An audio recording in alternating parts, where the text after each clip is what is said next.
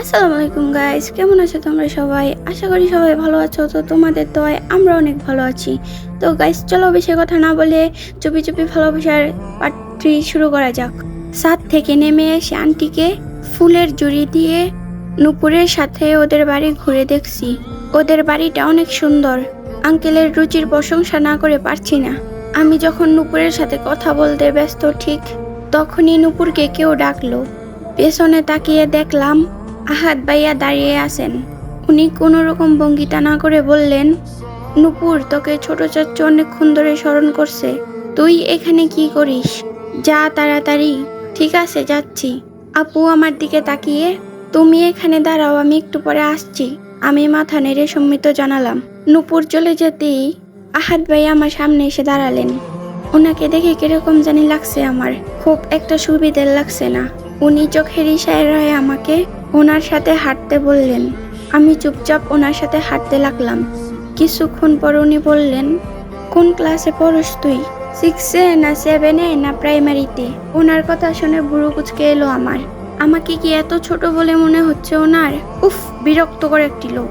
আমি শান্ত গলায় জবাব দিলাম, এবার এসএসসি দিয়েছি, কিছুদিন পর কলেজে উঠব। আমার কথা শুনে অবাক চোখে তাকালেন উনি। আরে, এত অবাক হওয়ার কি আছে? উনি কিছু একটা ভেবে বিড়বিড় করে বললেন, পারফেক্ট। কিছু কি বললেন? কই, কি বললাম? আমি তো কিছু বলিনি। যাই হোক, আরেকবার আপনি কেউ রে বলো তো, তোর মুখ থেকে শুনতে জোশ লাগে। আমি কি বলবো? তার আগেই নুপুর রাগী গলায় আহাদ ভাইয়াকে বলল, ভাই তুই তো বললি যে চাচ্চু নাকি আমাকে ডাকছে, কিন্তু চাচ্চু তো বললো আমাকে ডাকিনি। আমাকে শুধু শুধু ঘুরালি কেন? আমি কি বলছি চাচ্চু তোকে ডাকছে? আমি তো বলছিলাম চাচ্চু তোকে স্মরণ করছে। ডাকফার।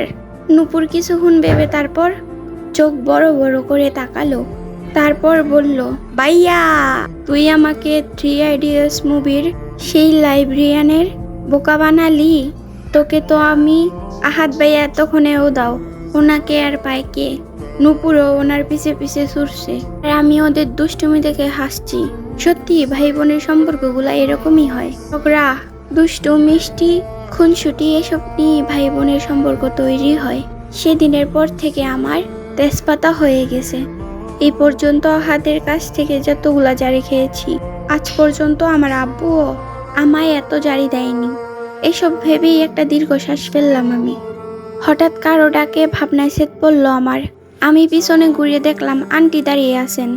আমি নিজের চোখের পানি মুছে ঠোঁটে মিষ্টি হাসি বুঝিয়ে আন্টির দিকে এগিয়ে যেতেই আন্টি বললেন, কিরে মা, এখনো ঘুম আসনি? আমি তো ভাবলাম ঘুমিয়ে পড়ছস হয়তো। ঘুম আসে না আন্টি। কেন, এই তোর কি মন খারাপ? আমার ছেলেটার উপর খুব রাগ হয়েছে বুঝি? আর আমাকে আন্টি কি বলছিস? আর এখন থেকে আমাকে মামুনি বলে ডাকবি। আমিও তো তোর মায়ের মতোই, তাই না? ওনার এরকম আদর মায়ের কথা শুনে নিজেকে আটকে রাখতে পারলাম না আমি। এতক্ষণ ধরে জমিয়ে রাখা রাগ, অভিমান, খারাপ লাগা সব অশ্রু হয়ে জোরে পড়তে লাগলো। মামুনি মুচকি হেসে আমার হাত ধরে টেনে নিয়ে আমায় খাটের উপরে বসিয়ে দিলেন। তারপর উনিও আমার পাশে বসে চোখ মুছিয়ে মাথায় হাত বুলিয়ে দিলেন। আমি কান্নাস্ত অবস্থায় বললাম, তোমার ছেলে খুব খারাপ জানো, সব সময় আমাকে কষ্ট দেয় মুখ ফুলিয়ে। ওরে বাবা, আমার মেয়েটা দেখছি আহাদের উপর খুব অভিমান হইছে, কিন্তু ওর উপরে রাগ করে নিজের ঘুমকে নষ্ট করছিস। নিয়ে শুয়ে পড়তো, আমি তোর মাথায় হাত বুলিয়ে দিচ্ছি। আর শোন, একদম কান্না করবি না। তোর এই কাঁদো কাঁদো মুখটা আমি আর দেখতে চাই না। এখন ঘুমিয়ে পড়, কাল সকাল সকাল উঠতে হবে তো। কাল আমরা সবাই বাড়ি ফিরে যাব, আর তোকে আমাকে বাড়িতে নিয়ে যাব। অনেক দিন হলো আমাদের বাড়িতে যাস না তুই। আমি কিছু বললাম না, চুপচাপ মামুনির কোলে মাথা রেখে শুয়ে পড়লাম। আর মামুনি আমার মাথায় হাত বুলিয়ে দিতে লাগলো। আর কিছুক্ষণ পরেই রাজ্যের ঘুম এসে ঘুরে ধরলো আমাকে। চোখ বদ্ধ করে গভীর ঘুমে আচ্ছন্ন হলাম আমি। সন্ধ্যা 6টা। নুপুরের ঘরে বসে টিভি দেখছি আমি। আর নুপুর ঢাকা থেকে ফিরেছে 2-3 ঘন্টা আগে। আর মামুনি নিজের কথা অনুযায়ী ওনাদের বাড়িতে নিয়ে এসেছেন আমায়। এখানে এসেই নুপুরের ঘরে ঢুকেছি। এখন পর্যন্ত একবারও বাইরে যাইনি। খাটের এক কোনায় চুপচাপ বসে আছি। এই মুহূর্তে টিভিটাও বোরিং মনে হচ্ছে। নুপুর একের পর এক কথা বলে যাচ্ছে। কিন্তু আমি কোনোটাই ঠিকঠাক উত্তর দিচ্ছি না, শুধু হুম হা করছি। ঠিক তখনই এখানে এসে উপস্থিত হলেন আমান ভাইয়া। উনি আহাদ ভাইয়ার মেজো চাচুর ছেলে। উনিও ডাক্তার। আহাদ আর আমান ভাইয়া সমান বয়সী। আহাদ ওনার থেকে 1 মাসের বড়। আমান ভাইয়া আসার কিছুক্ষণ পরেই কোথা থেকে আহাদ ভাইয়া এসে উদয় হলেন। আহাদ এসে আমার সামনে দিয়ে এসে ঠিক আমার বরাবর বসলেন। আর আমান ভাইয়া এসে বসলেন নুপুরের পাশে। আহাদ আমার দিকে তাকিয়ে আছে, আর আমান ভাইয়া একবার আমার দিকে তাকাচ্ছেন তো আরেকবার আহাদের দিকে তাকিয়ে আছেন। আমান ভাইয়ের এরকম তাকিতুকির মাঝে আহাদ বলে উঠলেন, কিরে আমান, এরকম ভাবে এদিক ওদিক তাকাচ্ছিস কেন? এমনি তাকিতুকি করলে তো তোর গাড় ব্যথা করবে। আমান ভাইয়া অসহায় ফেস করে তাকিয়ে ওনার দিকে, তারপর হুট করেই বললেন, চুপ থাক শালা, নিজে তো ঠুস কইরা চুপি চুপি বিয়া কইরা লাইলি। আমার কথাও তো একটু ভাবলিও না? যাওয়ার আগে তো একবার কই তো পারতি যে আমার বিয়ে করার প্ল্যান আছে, তাহলে আমিও যাইতাম। যাইয়া তুই তো বিয়া কইরা ফেললি, আমারটা কবে হবে? আমি কবে পামু তারে? আবেগে আপন্ন হয়ে উনি আমান ভাইয়ের দিকে ব্রু কুচকে তাকালেন, তারপর চোখ ছোট ছোট করে বললেন, কার কথা বলছিস রে শালা তুই? বুঝোস না কার কথা কইতেছি? আমার মন তো ওই একজনের উপরে আটকে আছে, আর তারে তো তুই ভালো করেই চিনিস। কিন্তু আহারে বেচারা, আবার ঝগড়া হয়েছে নাকি রে? পিকার নট, লেগে থাক, আবার ঠিক হয়ে যাবে। আমান ভাই একটা দীর্ঘশ্বাস ফেললেন। বুঝলাম ভাইয়া কার কথা বলছেন। আহ মারুফারে, তুই কই বইন? এখানে আইসা দেখ তোর আশিক তল লাইগা মজলু হইয়া গেছে রে। আমান ভাইয়া ফ্যাকাশে মুখটা দেখে এখন সেই লেভেলের হাসি পাচ্ছে আমার। বেচারা আমার বেষ্টুর জন্য পাগল না হয়ে যায়। আমি নিজের কৌতূহল চেপে না রাখতে পেরে বললাম, কয়দিন ধরে কথা বলে না ভাইয়া? 2 দিন। আহাদ কিছু বলবে তার আগেই কারো গলার আওয়াজ শোনা গেল। আওয়াজ শুনে আহাদের ফেস রিয়াকশন পাল্টে গিয়েছে, আবারও মেজাজ খারাপ হয়ে গেল। এটা আহাদের বন্ধু ঐশানের গলার আওয়াজ। আহাদ তো বলেই বসলেন, এই আপদটা এখন আমাদের বাড়িতে কেন আবার আসলো সেটা বাইরে গেলে বুঝতে পারবো, চল যাই। সবাই আমাকে রেখে চলে গেল। যাওয়ার আগে আহাদ বলে গেলেন, ভুল করে ঐশানের সামনে যাবি না।